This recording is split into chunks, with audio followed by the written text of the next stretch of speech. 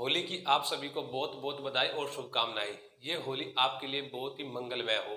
उम्मीद करता हूँ कि अगली होली तक आप सभी का नेट और जेआरएफ या जो अन्य एग्जाम की आप तैयारी कर रहे हैं वो क्लियर हो और अगली होली बहुत अच्छे से आप सभी लोग मनाएं। तो दोस्तों शुरू करते हैं आज का अपना टॉपिक। आज का जो टॉपिक है बहुत इंपॉर्टेंट होने वाला है। सबसे पहले मैं आपको बता देना चाहता हूँ कि आज का टॉपिक हम क्या डिस्कस करने वाले हैं। देखो दोस्तों, अगर आप स्पेशली नेट की ही तैयारी कर रहे हैं तो नेट में फोर्थ यूनिट, फिफ्थ यूनिट और सिक्स यूनिट, तीनों यूनिट मिडिवल हिस्ट्री से आती है। और मिडिवल हिस्ट्री में जो सबसे बड़ा जो पोर्शन है वो है मुगल काल का। कौन सा है? मुगल काल का। और ये मुगल काल फोर्थ यूनिट में भी आपसे पूछा जाएगा। फोर्थ यूनिट में क्या पूछा जाएगा? बेसिक बातें फोर्थ यूनिट में मुगल काल की आपसे पूछी जाएगी। कैसे? कि भाई बाबर के बारे में, हुमायूं के बारे में, अकबर के बारे में, जहांगीर, शाहजहां, औरंगजेब तक। और औरंगजेब तक उत्तरकालीन इसमें नहीं पूछा जाए, उत्तरकालीन बाद वाली यूनिट में ना।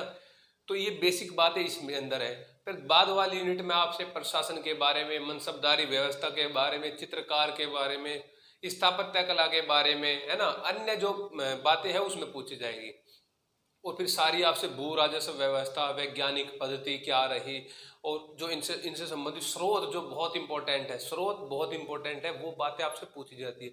तो कहने का मतलब ये है कि फोर्थ यूनिट, फिफ्थ यूनिट और सिक्स यूनिट, तीनों यूनिट मुगल काल को मेंशन करती है। ठीक है। और आपको ये बात पता होनी चाहिए कि तीनों यूनिट से इक्वल क्वेश्चन आते हैं। मतलब कि आप अगर एंशियंट हिस्ट्री करोगे उससे भी 30 क्वेश्चन के समथिंग आएंगे, मिडिवल हिस्ट्री करोगे तो उससे भी 30 आएंगे, और मॉडर्न हिस्ट्री करोगे उससे भी 30 क्वेश्चन आएंगे। देखो मॉडर्न आप पूरी करते हैं, है ना, लेकिन आपको जब ये पता है कि भाई मुगल पीरियड से अकेले एक यूनिट कवर करती है, यानी कि 12 से 13 क्वेश्चन हर बार बनते हैं, किससे? अकेले मुगल भारत से।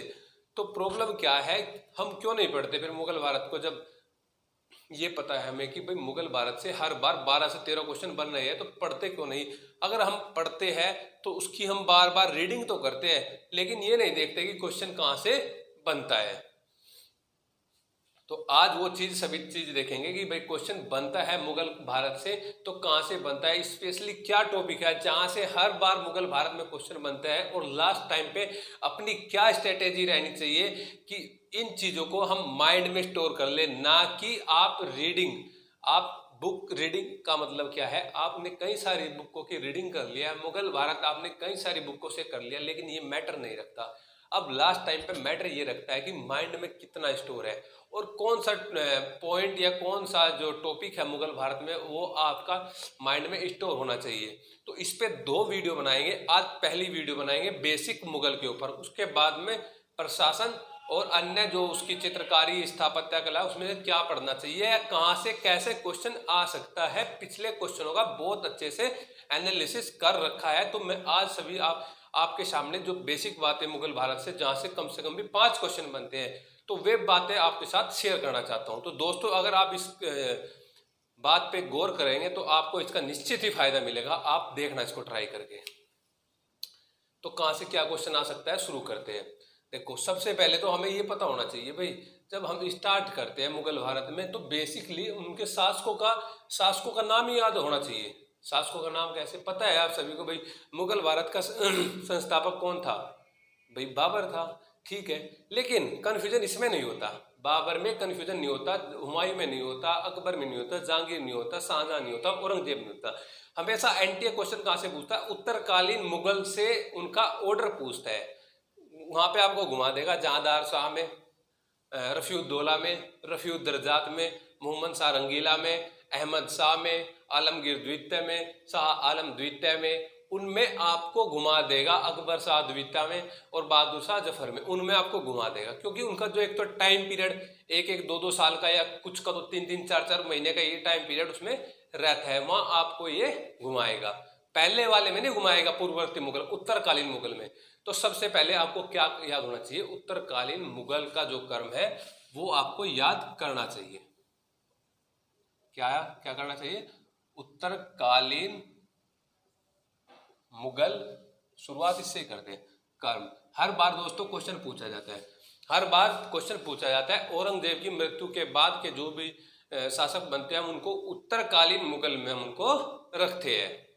दूसरी बात आपको क्या पता होना चाहिए, जो ये शासक हुए हैं इन शासकों का मूल नाम क्या था, इन शासकों का मूल नाम क्या था। आप ऐसे मत करो, आप अकबर पढ़ रहे हो तो आपने कंप्लीट अकबर की रीडिंग कर ली, नहीं ऐसे नहीं करना। क्या करना है, जब आप पढ़ रहे हो इनके मूल नाम पढ़ रहे हो, मान लिया कि आप मूल नाम पढ़ रहे हो तो एक बार आप सभी के मूल नाम ही पढ़ लो। जैसे बाबर का आपको पता है कि बाबर का मूल नाम जहीरुद्दीन था, हुमायूं का मूल नाम नसरुद्दीन था, अकबर का मूल नाम जलालुद्दीन था, या फिर आप जहांगीर का देखते हैं सलीम या नूरुद्दीन था, या शाहजहां का सिहाबुद्दीन था, औरंगजेब का मुहिनुद्दीन था, या आलमगीर प्रथम भी बोलते हैं उसको, है ना। या फिर उसके बाद बहादुर शाह प्रथम आता है मुअज्जम, शाह आलम प्रथम, ठीक है। इसके बाद जैसे रफीउद्दौला आता है उसको शाहजहां द्वितीय बोलते हैं, मोहम्मद शाह रंगीला आता है उसको रोशन अख्तर बोलते हैं, ठीक है। इसी प्रकार से आपको इनका ये नाम मूल नाम पता होना चाहिए। तो सभी के अगर आपने एक बार मूल नाम कर ली, इन पे आपको क्या करना है, 1000 क्वेश्चन नहीं बनाने हैं। मुगल भारत पे अगर आप 50 क्वेश्चन कुल बनाएंगे, मुगल भारत में ओनली 50 क्वेश्चन अगर आप बनाते हो तो पूरे के पूरे मुगल काल को आप पूरे के पूरे टॉपिक को 50 क्वेश्चन में ही समाहित कर सकते हैं। कैसे, जैसे अगर आप एक क्वेश्चन बना रहे हो कि भाई इनका कर्म देख रहे हैं तो एक क्वेश्चन, दूसरा क्वेश्चन इनका मूल नाम, है ना। काउंटिंग वाले वो नहीं देखने कि भाई हमें 1000 क्वेश्चन मुगल से पढ़ लिए या 500-700 क्वेश्चन मुगल से पढ़ लिए, नहीं भाई वो नहीं करना है, ठीक है। ईमानदारी से पढ़ना है। दूसरा क्या है, इनका मूल नाम देख लो एक बार, जहां से क्वेश्चन बन सकते हैं, ये चीजें माइंड में स्टोर रहेगी। अगर हम स्पेशली ये देखेंगे मूल नाम सभी के याद करने हैं तो इनमें कॉन्सेप्ट नहीं लगाना, आपको ये याद करने हैं, ठीक है। तीसरी बात, जब हम स्रोत पढ़ते हैं कि स्रोत से ही शुरू करते हैं, भाई किसी भी चीज की, किसी भी वंश की, किसी भी उसकी जो जानकारी जो मिलती है हमें कहाँ से मिलती है, उसके साहित्य से मिलती है। उसके जो लेखक होते हैं वे हमें जानकारी देते हैं कि बाबर के बारे में, हुमायूं के बारे में, आगे के बारे में, है ना। तो इनके स्रोत बहुत इंपॉर्टेंट हो जाते हैं। तो बाबर से संबंधित एक ही स्रोत मिलता है, वो बाबर की एक आत्मकथा है। तो बाबर की आत्मकथा अगर आपने नहीं पढ़ी तो आप बहुत बड़ी चूक कर रहे हैं। कैसे पढ़नी है बाबर की आत्मकथा, ऐसे दो ही मुगल शासक हुए हैं जिन्होंने अपनी आत्मकथा लिखी। कौन कौन से दो मुगल शासक हुए हैं, एक तो बाबर, एक बाबर और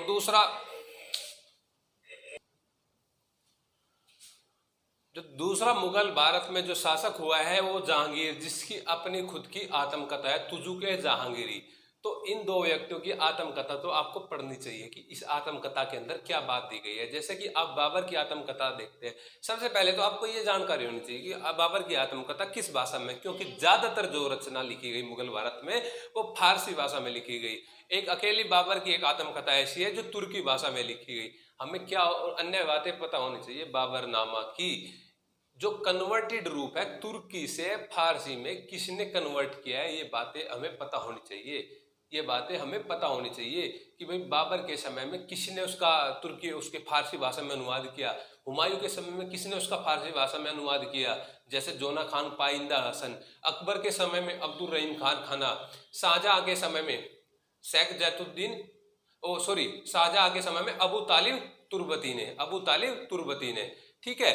तो ये किस ब्रिटिश ने इसका जो अंग्रेजी में अनुवाद किया बाबरनामा का, तो ये सभी की सभी बातें आपको पता होनी चाहिए। इसी प्रकार से तुजुके जहांगीरी जब हम पढ़ते हैं तो उसमें भी देखना चाहिए कि आपको भाई प्रस्तावना कौन लिखता है, पूरी कौन करता है, जहांगीर कितनी इसमें अपना कितने वर्षों का कार्यकाल इसमें अपना मेंशन करता है ना। इसमें अन्य बातें क्या है जो इसके बारे में दी गई है तुजुके जहांगीरी में, यही बातें बाबरनामा में आपको पता होनी चाहिए। तो बाबरनामा या तुजुके जहांगीरी ये आत्मकथा बहुत इंपॉर्टेंट है। स्रोत तो सारे करने ही है लेकिन बाबरनामा बहुत ज्यादा इंपॉर्टेंट हो जाती है।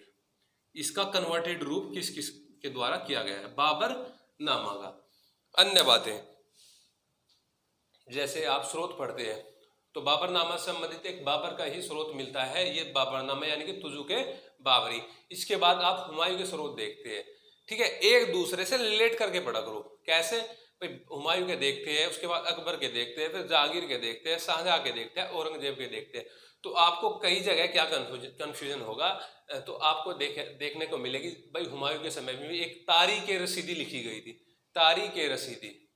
अकबर के समय में तारीख अल्फी, तारीख अकबर, आगे फिर शेरशाह के समय में तारीख ए शेरशाही, है ना, तारीख ए औरंगजेब, तारीख ए हुमायूंनामा। तो सभी में तारीख, तो अगर आपने एक दूसरे से रिलेट करके नहीं पढ़ा है, आप वहां पे बिल्कुल भ्रष्ट हो जाओगे, मतलब कि चूक जाओगे कि भाई इसका क्या लगाए। नहीं, पढ़ना चाहिए भाई। अगर तारीख ए रशीदी हुमायूं के समय में किसने लिखी? मिर्जा हैदर दोगलात ने, मिर्जा हैदर दोगलात ने, ठीक है। तारीख अल्फी में तो बहुत सारे 6-7 लेखकों के द्वारा वह लिखी गई थी। नकवी के द्वारा जो घटवी था, है ना, ये निजामुद्दीन अहमद बदायूनी, मौला मोहम्मद, ये कई सारे जो व्यक्ति थे इनके द्वारा लिखी गई थी, ठीक है। और तारीख अकबर एक किसके द्वारा लिखी गई थी? ये तारीख हुमायूं किसके द्वारा लिखाई थी? जिसको बकाया हालत सदबेग बोलते हैं, फैजी के द्वारा, ठीक है। तो ये सभी आपको ये याद करनी है भाई। हुमायूं के समय में कौन कौन लेखक थे, हुमायूं के समय में कौन कौन लेखक थे, अकबर के समय में कौन कौन लेखक थे? निजामुद्दीन अहमद था, तब बदायूनी था, है ना, अकबरुल अल अख्यार था, है ना, फैजी था, अबुल फजल था। इनकी रचना कौन कौन सी थी, ये बातें पता होनी चाहिए भाई। जहांगीर के समय में कौन था, कौन रचनाकार था? मोतमिद खान की क्या थी? मोहम्मद हादी की क्या थी? जफरनामा ए आलमगीरी किसकी है? वाक़यात मुस्ताकी किसकी है, ठीक है, वाक़यात मुस्ताकी किसकी है? तारीख फरिश्ता किसकी है ना, ये सभी बातें इनके। फिर शाहजहां के बारे में आप देखते हैं, वृंदावन की कौन सी पुस्तक है? शाहजहांनामा किसने लिखी? बादशाहनामा किसने लिखी? औरंगजेब के समय में मामूरी की कौन सी पुस्तक है? मामूरी की अपनी पुस्तक में कौन सी बात का विशेष तौर पर उल्लेख करता है? ईश्वरदास नागर की कौन सी पुस्तक है? ईश्वरदास नागर क्या उल्लेख करता है पुस्तक के अंदर? सुजान राय भंडारी की कौन सी पुस्तक है? तो जो स्रोत है एक दूसरे से भाई 2 क्वेश्चन बनेंगे, 2 क्वेश्चन अकेले स्रोत से बनेंगे, इस चीज की आप गारंटी से लिखवा सकते हैं। 2 क्वेश्चन मुगल कालीन स्रोत से। जब आपको पता है कि 2 क्वेश्चन मुगल कालीन स्रोत से बनने वाले हैं, तो आप क्यों छोड़ रहे हो इसको? आप रीडिंग क्यों कर रहे हो? आप डायरेक्ट इनको याद क्यों नहीं करते? भाई दोस्तों, इनको याद कर लो, बहुत ज्यादा फायदा आपको इससे मिलने वाला है। नेक्स्ट बातें, स्रोत आपने देख लिए सभी के, औरंगजेब तक आपने स्रोत देख लिए, उसके बाद इतने ज्यादा स्रोत नहीं मिलते हैं। फिर आप जैसे ही शासकों पे आएंगे, बाबर को आप पढ़ेंगे, तो बाबर को सबसे पहले चारों युद्ध तो आपके माइंड में होने चाहिए।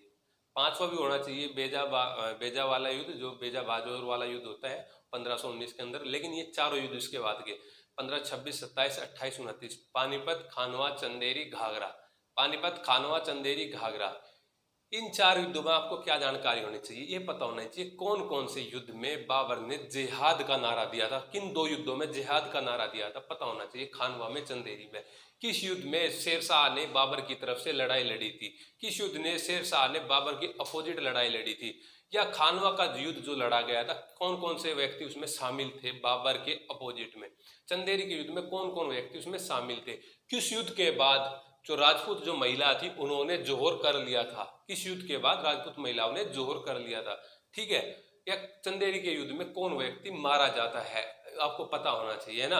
हसन खान मेवाती कहाँ का था, महमूद लोधी कौन था, ये बातें पता होनी चाहिए।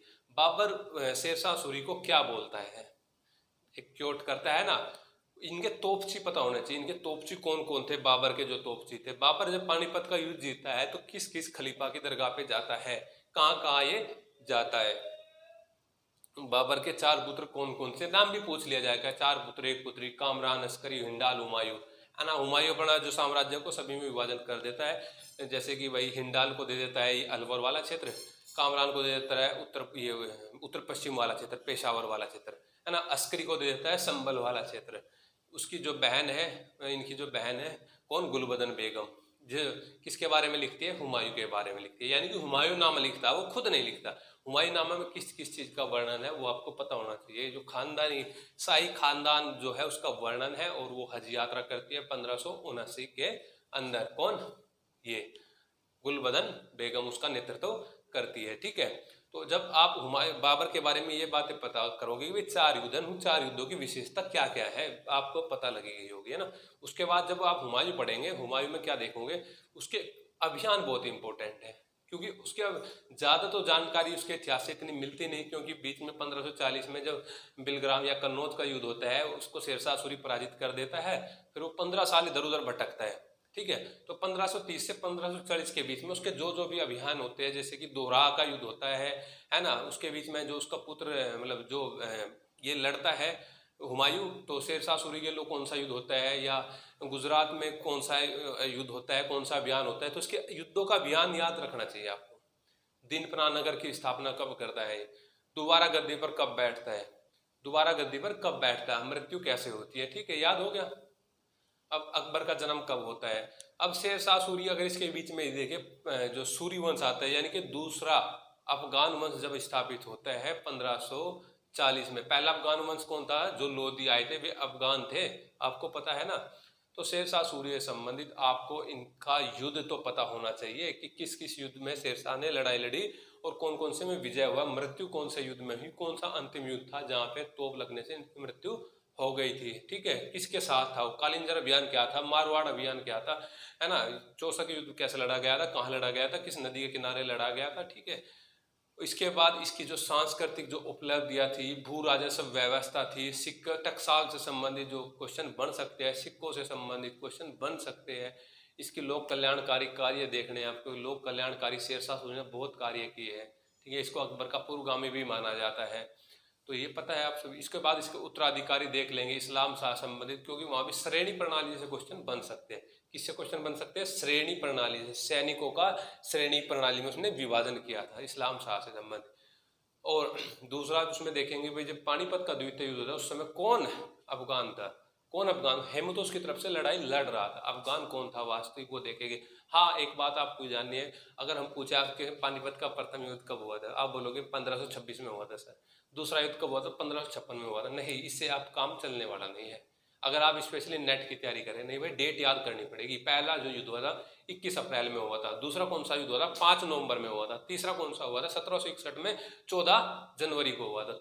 इनकी कुछ डेट याद करनी पड़ेगी। भाई बक्सर का युद्ध कब हुआ था, बक्सर का युद्ध कब हुआ था, तो ये स्पेशली डेट, प्लासी का युद्ध कब हुआ, स्पेशली डेट, ना कि 1757, 1764, 1761, 1556, 1526, काम नहीं चलने का भाई, डेट याद करनी पड़ेगी अगर आप नेट के स्टूडेंट हो या टीजीटी पीजीटी आप दे रहे हो, ठीक है।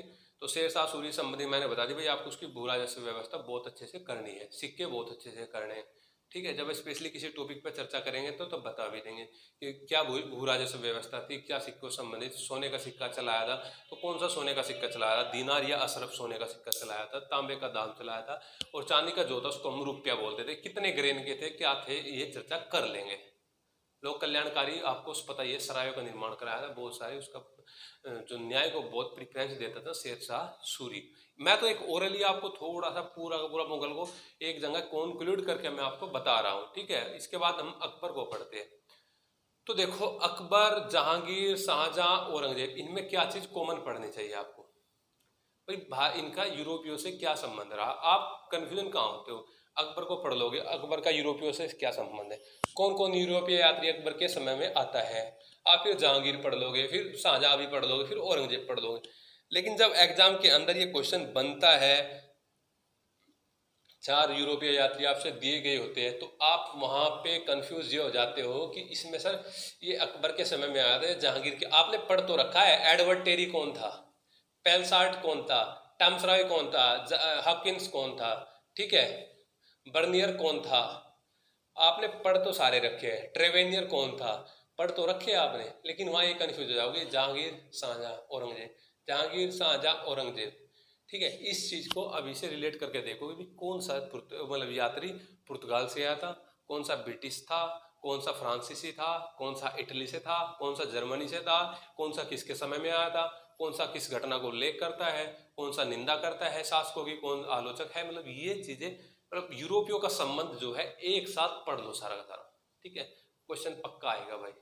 दूसरी बात, इनके जब अभियान पढ़ते हो, अभियान बहुत इंपॉर्टेंट है, अकबर के अभियान, जहांगीर के अभियान, शाहजहां के अभियान, है ना, औरंगजेब के अभियान, किसके साथ, बुंदेलों के साथ, जाटों के साथ, राजपूतों के साथ, कौन कौन से अभियान लड़ते हैं, दक्षिण की इनकी क्या नीति रहती है, तो अभियानों को भी एक साथ एक जगह कंक्लूड करके पढ़ा करो, है ना, तो इससे बहुत अच्छा आपका रिजल्ट मिलेगा आपको, ठीक है।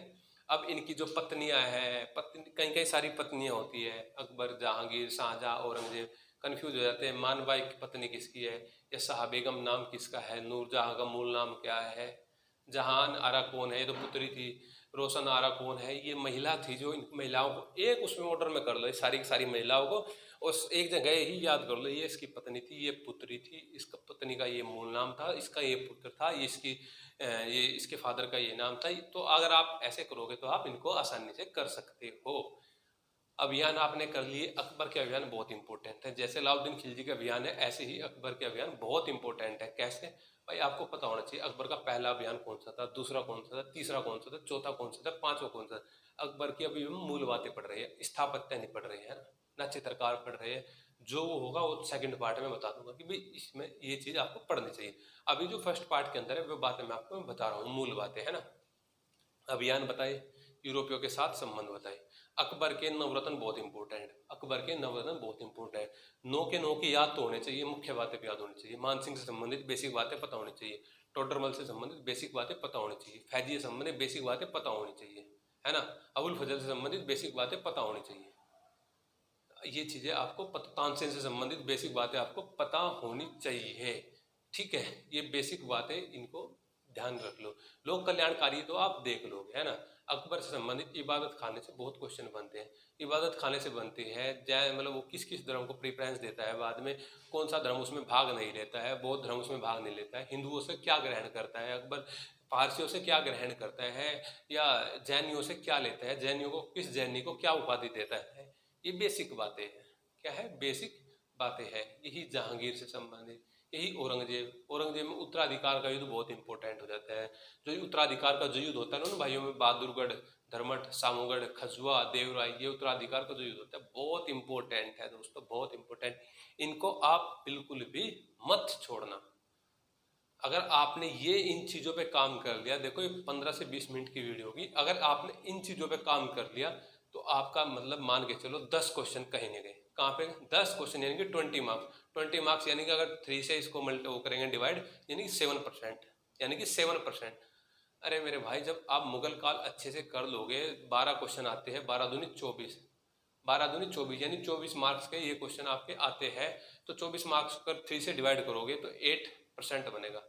अगर आपकी परसेंटेज जो बन रही है 50% बन रही है मुगल को छोड़कर, तो 58 जाओगे आप एकदम। और आपको पता है मुगल काल में कहाँ से क्वेश्चन आता है, लेकिन आपने वो चीज बस रीड कर रखी है, वो चीज रीड कर रखी है, आपने प्रैक्टिकल नहीं किया उस पर। प्रैक्टिकल करो, इन चीजों को प्रैक्टिकल हो। सोर्स पढ़ रहे हैं तो सोर्स को ही दिमाग में आने दो, सारा क्वेश्चन माइंड से खेलो, ठीक है। पढ़ो कम, रीड कम करो, उसको क्या करना है माइंड में चिंतन करो उसका, बार बार उन चीज़ों को, सोर्स को घुमाओ कि कौन कौन से सोर्स किससे संबंधित है, किस सोर्स के अंदर क्या घटना दी गई है, ये बातें आप पढ़ो। यहीं से क्वेश्चन बनता है दोस्तों, देख लेना आप एग्जाम दोगे तो। अगर आपने दे रखा है तो आपको पता भी होगा, अगर नहीं दे रखा है तो आप एग्जाम दे के देख लेना कि कहाँ से क्वेश्चन मुगल भारत में बनता है। तो दोस्तों आज की जो बेसिक बातें थी, मैं यही अपनी बातों को संपन्न करना चाहता हूँ। नेक्स्ट में इसका प्रशासन, मनसबदारी, चित्रकारी, स्थापत्य कला, वैज्ञानिक पद्धति जो है ना, नगरीकरण, कारखाने, नेक्स्ट पार्ट में बताएगी भाई कहाँ से क्या क्वेश्चन कैसे बन सकता है। तो तब तक के लिए दोस्तों थैंक्स। उम्मीद करता हूँ कि ये लेक्चर आपको बहुत अच्छा लगेगा, और अगर आपको ये अच्छा लगता है तो प्लीज़ आप इसको शेयर कर देना। नमस्कार।